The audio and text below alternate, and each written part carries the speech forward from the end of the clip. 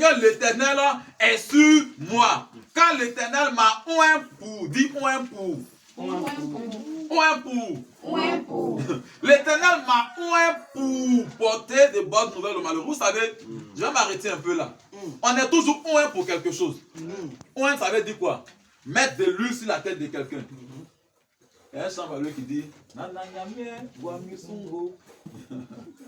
Nana nyamie guamisungo. Nana guamisungo. Nana nyamie guamisungo.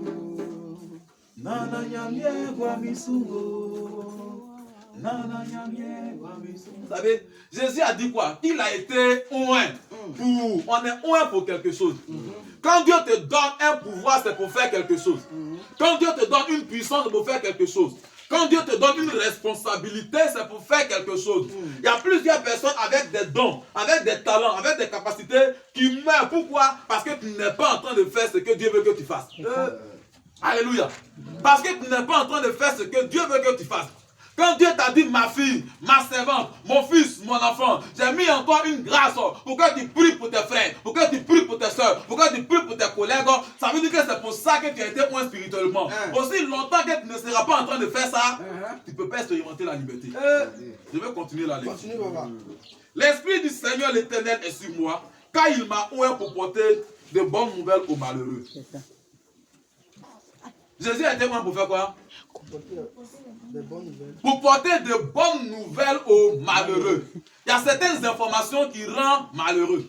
Tu peux être là un bon matin en train de rire avec ta famille, avec ton frère, avec ta soeur, et puis on vient t'annoncer une certaine nouvelle. Et la nouvelle là, ça te glace en même temps. Tu perds ta joie, tu perds ta gaieté, tu perds ta tranquillité. Et à partir de ce moment-là, il y a un malheur qui peut s'abattre sur toi à cause de l'information. Il y a certaines informations qui détruisent toute la journée. Tu as raison, même toute une semaine, tout un mois, toute une année, toute une vie. Et souvent quand la mauvaise information vient sur toi et que tu n'as pas pris la peine de démentir l'information, l'esprit accepte cela et ce qui est faux peut devenir vrai pour toi parce que tu l'as entendu et tu l'as accepté. Il y a certaines personnes qui sont en train de vivre actuellement des situations compliquées parce que tu as entendu une parole quelque part. Et cette parole-là a créé le malheur dans ta vie et dans ta famille. Pourquoi? Parce qu'on t'a dit 10 ans en arrière, 20 ans en arrière, 30 ans en arrière, dans cette maison-là, dans cette famille, il y avait un certain vieux qui voulait la protection et qui allait au bord d'un marigot et qui a prononcé ces paroles-là. Et depuis qu'il a prononcé des paroles bizarres pour avoir la protection, tous ceux qui sont venus après lui là, ils font tout ce qu'ils veulent. Mais personne ne peut entrer dans la grâce du mariage. Pourquoi? Parce que le mariage a été vendu, a été échangé.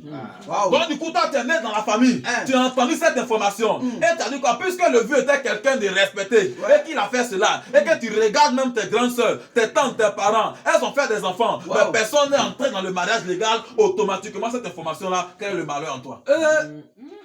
Ça crée la malédiction en toi et tu ne sais plus comment faire.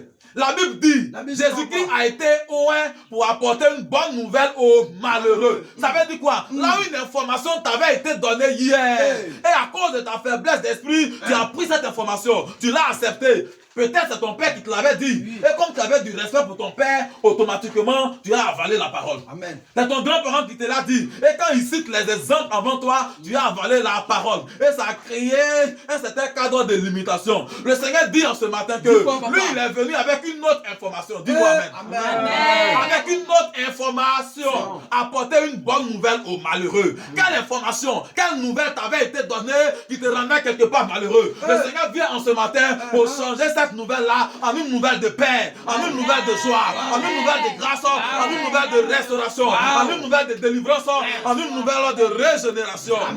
Quand l'Éternel m'a oint pour porter de bonnes nouvelles, pour porter de bonnes nouvelles aux malheureux. Parce que le malheureux, là, il n'a pas besoin que tu viennes encore empirer sa situation. Non, papa. On dit que quelqu'un est malade, il a mal, il souffre, et c'est là que ta table dit que, en fait, toi-même là, tu souffres parce que tu es trop bizarre, tu souffres parce que tu es trop bête, tu souffres parce que, en tout cas, toi-même tu es toujours comme ça. Mais quelqu'un qui souffre là, il a besoin de la guérison. Papa. Il a besoin de la restauration. Peu importe la source de la douleur, guéris-le d'abord, restaure-le d'abord, après tu pourras maintenant l'aider. Alléluia. Ou bien faire des reproches. Jésus a dit, moi je suis venu. Si vous avez des malheurs, si vous avez des difficultés, moi je suis venu pour vous apporter une bonne nouvelle. En cela, j'ai les mains ouvertes et j'ai dit, venez, vous qui êtes fatigués, vous qui êtes chargés. En ce jour-là, les informations mauvaises qui avaient programmé ton esprit dans une certaine limitation, dans une certaine malédiction, dans une certaine destruction, seront mises à jour par la parole de Jésus. Amen. Alléluia. Pourquoi il est venu? Il m'a envoyé pour guérir ceux qui ont le cœur brisé. Nous parlons de l'indépendance selon Dieu. L'indépendance selon Dieu amène Dieu à nous libérer de ce qui nous aliénait, ce qui nous rendait esclaves, ce qui nous rendait captifs quelque part. Il dit, il vient apporter une parole de bonheur, de bénédiction face à l'information de la malédiction. Il vient encore pour dire quoi? Guérir ceux qui ont le cœur brisé. Plusieurs personnes chantent, dansent, méditent, prient, mais dans le cœur ils sont maîtris. Dans le cœur ils sont brisés. Oui. C'est vrai, souvent on vient à l'église ensemble, on chante, on danse, mais quand le frère se retrouve seul là, quand la soeur se retrouve seule là, il y a certaines situations là, quand il pense à ça, ou qu'elle pense à ça, elle ne sait pas à quel sens se vouer. Souvent elle a envie même de se confier à son frère ou à sa soeur, mais elle se pose la question, est-ce que quand je vais parler à telle personne là, elle ne va pas aller divulguer les informations, et puis tu es là, tu souffles sur toi, et l'information te ronge. Vérité, papa.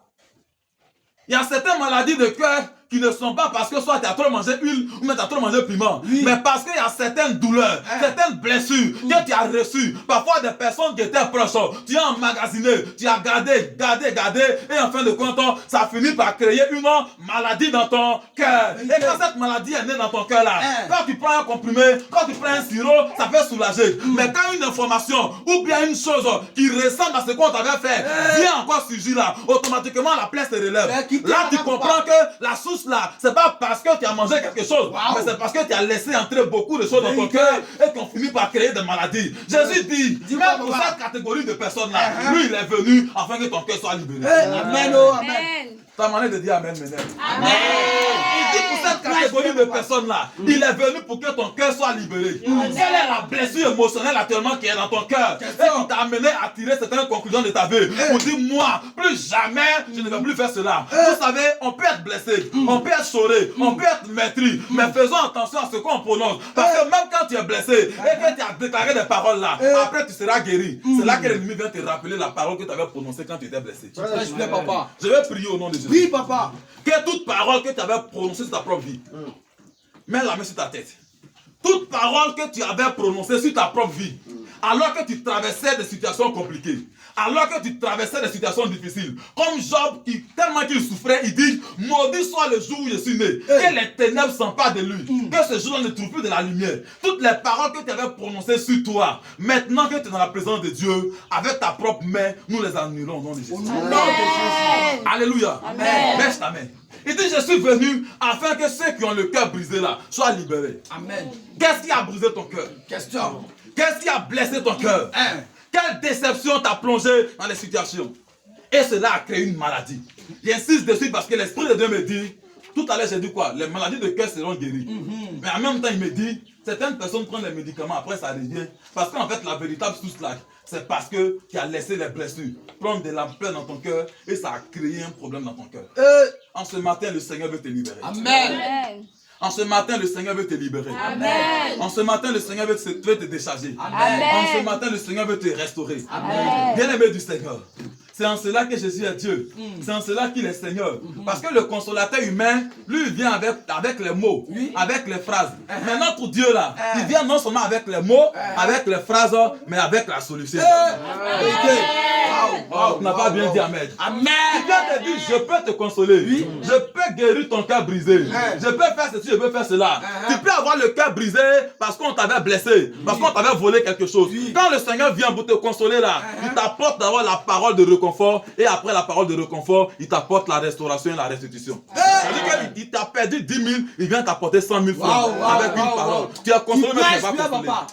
Je déclare sur ta vie au nom de Jésus. Amen. Que le Seigneur t'amène 3 fois plus ce que tu avais perdu. Amen. Je suis venu afin de guérir ceux qui ont le cœur brisé pour proclamer aux captifs la liberté. Un captif c'est qui? C'est un emprisonné. Un captif c'est qui? C'est quelqu'un qui est coincé quelque part, mystiquement parlant, spirituellement parlant. Tu n'as plus la possibilité de te mouvoir. Tu n'as plus la possibilité d'entrer dans certaines grâces. Pourquoi? Parce que tu as été rendu captif. Quand on dit que le sorcier a tué quelqu'un, ou la sorcière a tué quelqu'un, bien aimé du Seigneur, c'est pas, est-ce que tu as déjà vu un sorcier en train de manger le bras de l'homme contre vis-à-vis? Non. En Job, on nous parle du fil de la vie qui est coupé. Prêche-nous, papa, dis-nous. C'est un domaine qui est bizarre. En fait, c'est un fil qui relie la tripartie de l'homme. Quand le fil est coupé en esprit là, tu es mort. Waouh. Oui. Quand le fil est coupé, en esprit, là, tu es mort. C'est pourquoi on parle des marchands d'âmes. De la manière qu'on vend les fusils, on vend les téléphones, on vend de la nourriture là. Il y a des gens qui les travaillent là, ils vendent des âmes. Waouh. Ils peuvent prendre les âmes des êtres humains en esprit et puis ils les échangent. Et quand tu es esclave en esprit également, physiquement tu es esclave. Quand tu es en captivité, en esprit, physiquement, tu fais beaucoup de choses mais tu es en captivité. Il dit pour proclamer aux captifs la liberté et aux prisonniers la délivrance. Donc l'indépendance dont je suis en train de te parler en ce matin là, c'est que là où tu étais quelque part en captivité, là où quelque part tu étais enfermé, là où quelque part tu étais emprisonné, pendant que tu lèves la main droite maintenant et que tu dis je suis libre, que la liberté vienne à toi. Je suis libre. Dis encore bien, je suis libre. Je suis libre. Je suis libre. Je suis libre. Au nom de Jésus. Il m'a envoyé pour guérir ceux qui ont le cœur brisé, pour proclamer aux captifs la liberté et aux prisonniers la délivrance. Jésus est en train de te dire la raison pour laquelle lui il est venu. Raison pour laquelle un jour il va entrer dans une synagogue. Dis synagogue. Il y avait une femme qui était malade depuis 18 ans. Elle avait nous dit clairement que cette femme-là était infirme. Elle était courbée, elle ne pouvait pas du tout se redresser. Mais si elle est malade depuis 18 ans et qu'elle a dépensé son argent pour les massages, les dons, les aboniki, tout ça là, elle a mis sur son dos, mais son dos ne s'est jamais redressé. Elle va dans la synagogue, les gens prennent le rouleau d'Ésaïe, les gens font tout ce qu'ils veulent faire, mais la femme là, sa situation a tellement duré qu'ils se sont habitués à la sœur courbée. Waouh.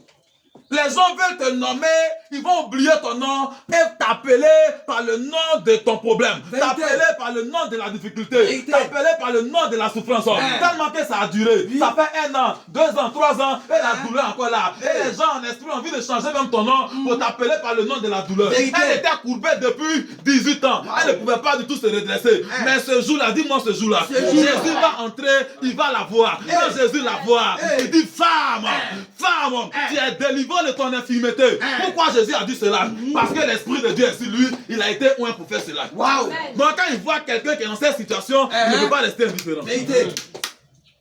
Il a libéré, il a guéri. Et les gens sont choqués. Mais pourquoi c'est le jour du repos là, le jour du sabbat là, que tu viens faire cela? Tu ne pouvais pas entendre le mardi, le mercredi. Jésus a dit quoi? Cette femme qui est aussi une fille d'Abraham, que Satan tenait liée, ne fallait-il pas la délivrer le jour du sabbat? Comme toi en ce matin, toi qui es fils de Dieu en Jésus, toi qui as été racheté par le sang précieux de Jésus, que la maladie tient captif là, que la malédiction tient captif, que les problèmes tiennent captif là, est-ce que Jésus ne doit pas te libérer? Est-ce que Jésus ne doit pas te restaurer?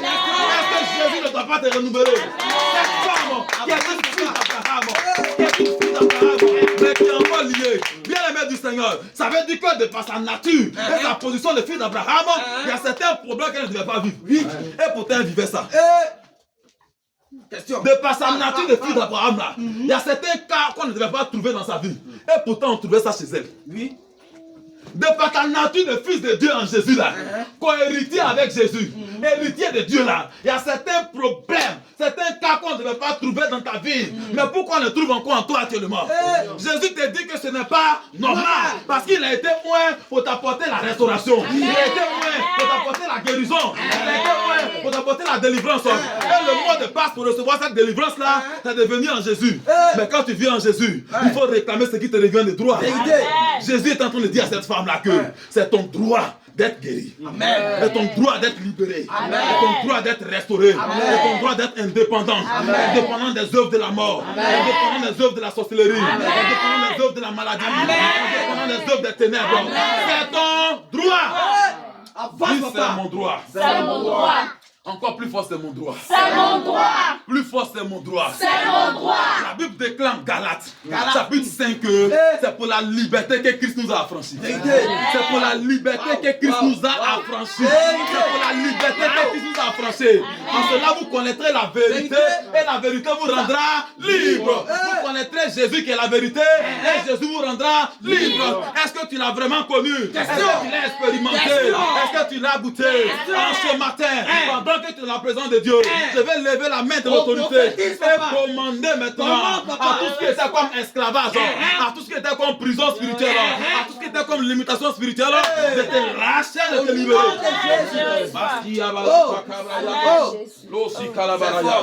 Toi qui as un problème au niveau du cœur, mets la main sur ton cœur. Mets la main sur ton cœur, je prie rapidement pour toi. Un problème au niveau de ton cœur. Mets la main sur ton cœur, je ne vais pas parler longtemps. Parce que ce n'est pas moi qui guéris. Mais c'est conformément à la parole du Seigneur que tu as entendu, que tu vas recevoir la liberté maintenant même. Je déclare la restauration maintenant même. Que ce qui avait été déposé et les portes d'accès à ta poitrine, à ton cœur, lâche au nom de Jésus-Christ de Nazareth. Je vais prier maintenant de là où tu te trouves. Que tout ce qui a été diagnostiqué comme douleur de cœur, comme ulcère, et j'en passe. Pendant que tu es dans la présence de Dieu, Dieu dit que Jésus a été oint pour t'apporter la liberté. Et moi aussi j'ai été oint parce que le Seigneur a dit, va, à mon nom tu imposeras les mains aux malades et ceux-ci seront guéris. Reçois la grâce. Je prie également pour toi. Pendant que tu as la main, que cette main se change en la main de feu de l'Éternel et que ton cœur reçoive dès à présent la liberté, la guérison et la restauration. J'annonce au nom de Jésus-Christ la restauration sur ta servante, Père éternel, et que cette douleur parte à jamais au nom de Jésus-Christ. Parce qu'il a je décrète et je déclare au nom de Jésus-Christ que tout ce qui avait été emmagasiné dans ce cœur pour créer une prison intérieure, pour aliéner ta fille et ta servante, à l'instant tu la lâches, la libère au nom de Jésus-Christ. Écoute-moi, la main du Seigneur vient sur toi et la guérison de Dieu est ton partage. Esprit de Dieu, tu as dit en mon nom, nous imposerons les mains et ceux-ci seront guéris. Aie pitié de ta servante. Père éternel Dieu, tu as dit nous imposerons les mains et ceux-ci seront guéris. Pendant qu'elle a posé cette main et que cette main est posée sur sa poitrine, tu as dit nous imposerons les mains et ceux-ci seront guéris. Tu as été oint pour guérir ceux qui ont le cœur brisé, pour guérir ceux qui ont le cœur malade. Et tout ce qui était comme douleur enregistré, remarqué depuis longtemps au niveau de sa poitrine, la libère au nom de Jésus. Allez, shakalabalabaya. Nous déclarons la vie de Dieu. Nous déclarons la restauration de Dieu. Nous déclarons la paix de Dieu. Nous déclarons la guérison de Dieu au nom de Jésus.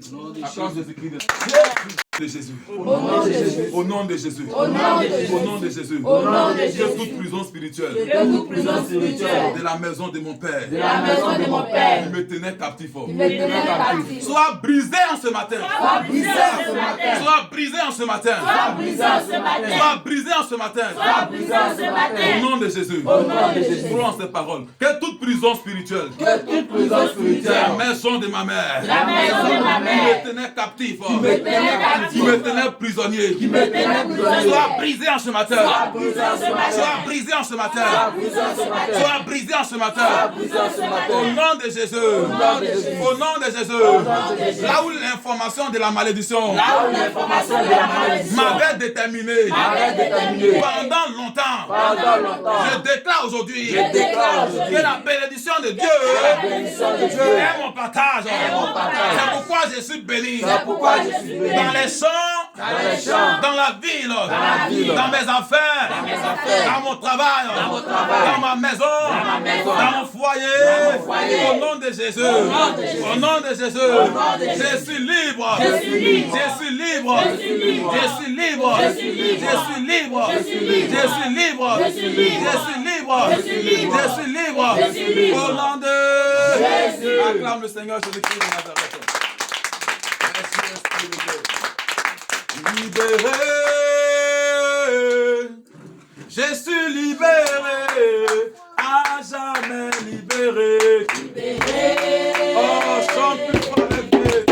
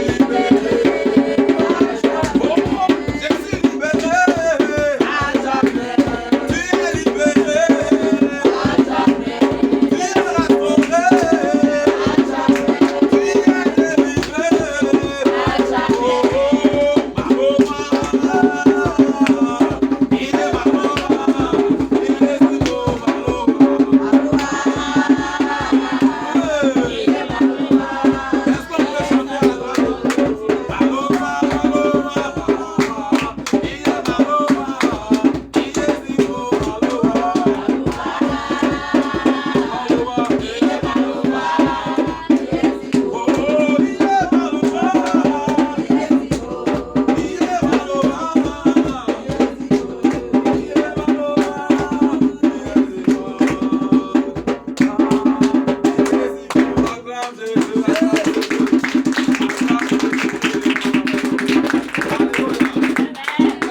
es béni, tu es libéré, tu es guéri, tu es restauré au nom de Jésus.